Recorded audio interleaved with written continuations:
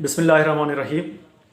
ओ काबिल अखिन में तोखे बारी बान, ओ काबिल अखिन में तोखे बारी बान, उभो आगरायूं करी माग हणियो मस्तान, जानिब तूं ज़ियान अखिन सी एॾा करी। शाह अब्दुल लतीफ़ भिटाई, सुर यमन कल्याण। काबिल दुनिया जो पहिरियों कातिल, दुनिया जो पहिरियों ज़ालिम, जंहिं पंहिंजे भाउ हाबिल खे मारे ता क़यामत ज़ुल्म जी हिकिड़ी ज़ुल्म जो मिसाल बणिजी वियो, ज़ुल्म जी तमसील बणिजी वियो। जॾहिं जॾहिं को ज़ुल्म थियो, जॾहिं जॾहिं को क़तल थियो त उनखे तशबीह ॾिनी वई काबिल सां। हिते जेको पहिरीं सटर में आहे, ओ काबिल अखियुनि में। हाणे इन में नुस्ख़नि में थोरो फ़र्क़ु थो अचे। किथे आहे ओ काबिल, उनखां पोइ हिकिड़ी एक्सक्लेमेशन मार्क आहे या ताजुब जी निशानी आहे। जेकॾहिं काबिल जे पोयां एक्सक्लेमेशन मार्क आहे, इन जो मतिलबु त नज़र वारे खे ज़ालिम थो चवे, पर जे इहा निशानी विच में नाहे त पोइ नज़रुनि खे ज़ालिम थो चवे। ओ काबिल अखियुनि में तोखे बारी बान, इन्हनि ज़ालिम नज़रुनि में, तुंहिंजे ज़ालिम नज़रुनि में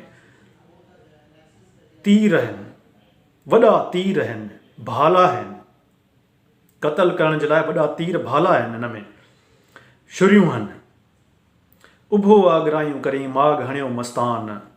हाणे इहे जेके नज़रूं आहिनि न, नज़र साईं जेके अखियूं आहिनि, अहसास मुंतक़िल करण जो ज़रियो आहिनि। ॾिसनि बि अखियूं, जियारनि अखियूं, मारनि अखियूं।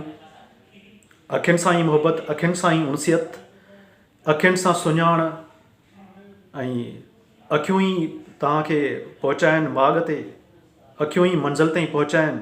अखियूं न हुजनि त सुञाणप बि कोन। पर हिते ज़िक्र आहे महबूब जे, महबूब अदा जो, महबूब नज़र जो।